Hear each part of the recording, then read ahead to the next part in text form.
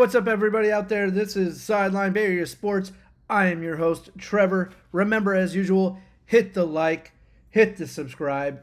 Today's usually a Warrior Wednesday, but we're going to go ahead and combine Warriors talk with 49ers talk because I've heard some news recently. Plus, 49er camp is about to start. So let's go ahead and talk a little bit about 49ers football. Number one, very, very happy to see Fred Warner and George Kittle have their contracts taken care of and done. The two leaders on the offensive and defensive side of the ball are ready to rock. And, of course, Brock Purdy's contract is ready to go. But I'm starting to have PTSD because now it sounds like Jauan Jennings is pulling a Brandon Ayuk situation, and I'm not liking it. So here's what's happening as of late. Jauan Jennings is telling the 49ers, sign me or trade me. I want more money. Now, honestly, I think Jauan Jennings is a very valuable piece of the 49er organization. I've always said he's a very underrated wide receiver. I definitely think the guy deserves his money. However, I can't stand when a player asks for money the way that these players are asking for money. Sign me or trade me. Well, guess what? If you're the 49ers and you look at this situation, you say, actually, there's a third option. You're under contract for another year. I don't have to trade you. I don't have to sign you yet. We can talk about this when your contract is over. If I'm the 49ers, I might be thinking about doing that after listening to one of my players try and strong-arm me the way that Jennings is trying to strong-arm the 49ers. I cannot stand it. I can't believe these guys come out here and do this. Who are they using for their... who does Jennings have for his... as an agent? Who's giving him this advice that says, this is the way you negotiate in business? It's just not good business ethics, guys. It's not good for the Niners. It's not good for the fans. And ultimately, it's not good for Jennings. Now, he may get paid and go out there and tear his ACL or something bad, just like Brandon Ayuk. And then the Niners are out on two wide receivers who they paid a large amount of money to for basically nothing because neither one of those players are seeing the field. And when Ayuk saw the field last year, guys, he wasn't very good. Now, is Jennings going to show up to camp? We don't know. When he was asked that question, he said, I don't know, we'll see. This is ridiculous, guys. If he does not show up to camp, I do not play ball if I'm the Niners. You have wide receivers that are out there that want a piece of the starting action on the 49ers roster. You have Cowing. You got Parcell, who ended last year very, very strong. So, why is Jennings pulling this card right now? Well, training camp's about to start.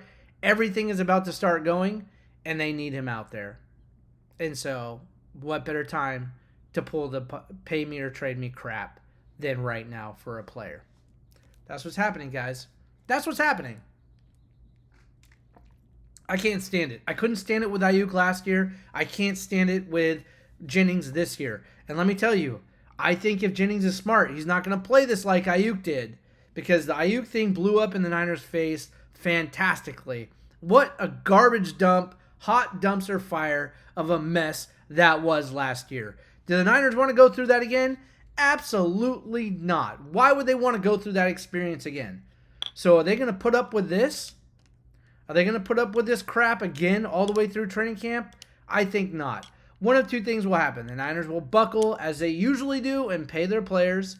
And like I said, I think Jennings definitely deserves to get paid. He is a fantastic wide receiver. He's underrated, and he's saved the Niners' skin more than a few times. But when you ask for a new contract that way, it is absolutely ridiculous. It's childish. It's annoying. It's not professional. It's not the way you go about doing that. I don't understand why players feel like they get more out of their contract by acting this way. Sometimes they do. It's not right, though. Catch more bees with honey. That's what I think. That's how I feel. You don't get what you want by strong-arming people. And you're good, but you're not that good. You're not a starting number one wide receiver. I mean, come on. I like Jennings. I like him, but Who does he think he is to pull this card? The numbers? The numbers last year were very good for Jennings. And I will say he's a very good wide receiver. But he's not irreplaceable. He is not irreplaceable. He is tough. He doesn't get hurt often. But hey, neither does Ayuk. And then guess what? You sign a contract, you go out there, and you have a season-ending injury. And that's how that stuff always goes down. Niners won't let them bite, I don't think they're going to get bit like that again. I don't think.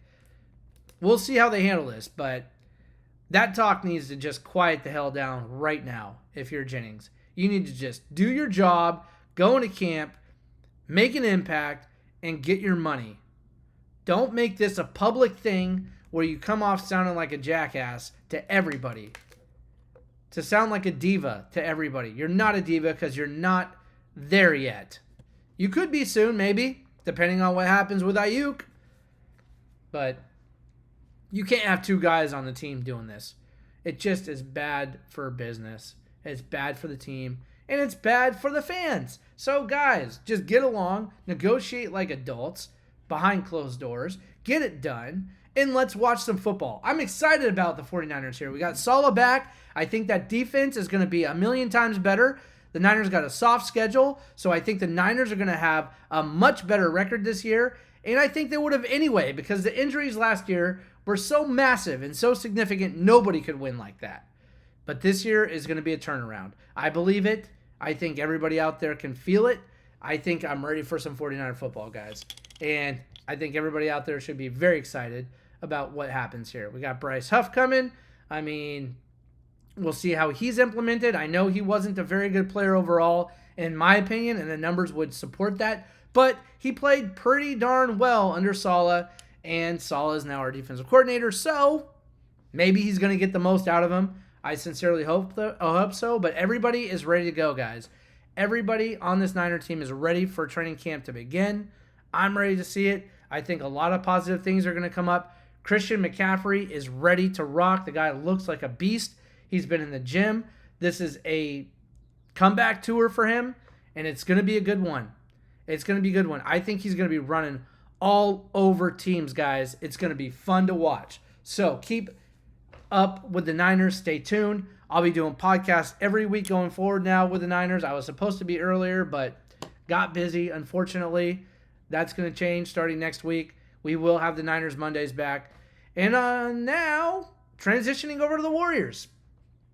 Still don't know what's going on with Jonathan Kuminga. We still don't know who we're going to be trading for or picking up. D'Anthony Melton is a new name that came up. We had him last year. Helped the Warriors play fantastic basketball for the first 12 games, going 10-2. I think he was a big reason why that was. He was injured, gone, traded, and then we ended up with Butler. Great scenario. Problem is, it took half the season to get Butler in. Once Butler came in, it was off to the races. And we were like 25-27 the last 27 games. So, guys, what I'm looking at here is if you can pick up D'Anthony Melton, right? We need to get a decent center. We're still looking for a decent center. We don't know where that's going to come from yet, but absolutely gaping hole for the 49ers. Why do I keep saying that? It's because I'm doing both teams. For the Warriors, okay? It's a huge hole for the Warriors. They need a center, okay? Looney's gone. Now he's a Pelican, so they don't have him, okay? They've only got some rookies or second-year players, so they need to go get a center. Who that's going to be, we really don't know yet, but we're going to keep up on it. We'll see. There's moves to be made. Remember, guys, don't get frustrated with the Warriors not making moves right now, because the fact of the matter is you want a team that's going to have calculated moves when talking about signing players or making trades. They're not going to be able to do much until they know if Kuminga's staying or going. I still think the market for Kuminga is pretty dead right now. I would say more likely than not Kuminga stays a Warrior. And if that's true, you sign a couple of free agents, and you have to move forward till the trade deadline, see where you're at. The Warriors are very good with Butler on this team anyway.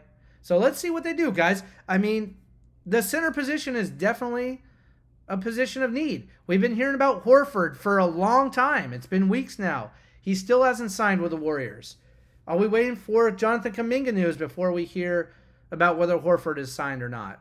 We just don't know. We just don't know, but it seems like when the Kuminga domino falls, the rest of the dominoes will fall with him. And I'm very excited about what the Warriors can do this offseason. I'm excited about what a healthy team with a full offseason with Jimmy Butler looks like when the next season starts. So I think, guys, there's a lot to look forward to with the Warriors in this next season. A lot. And guess what? This is a season they kind of need to make the most of. Curry is running out of time, they would say. His contract is. I don't know if he is.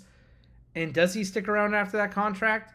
I mean, I hate to say, does Curry go and find another team to get one more ring if the Warriors don't do something about making moves this year? I don't think that's possible. I think it's possible. I don't think it's likely.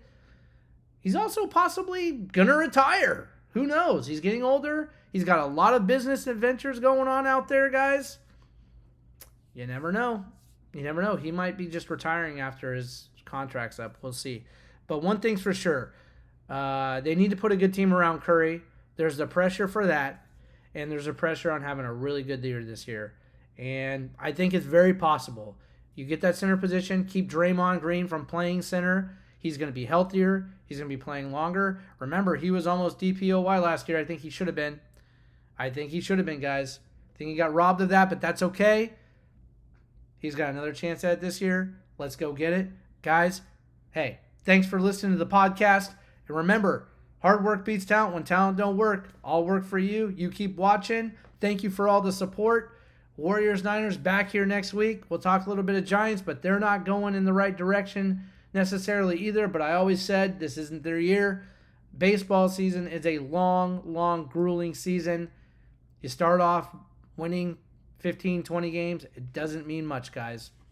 You gotta have a bigger sample size than that to have a team that you can start getting excited about. But hey, we're going to talk more about that. They're definitely in rebuild. Oakland A's are lost in the weeds and have been and will be.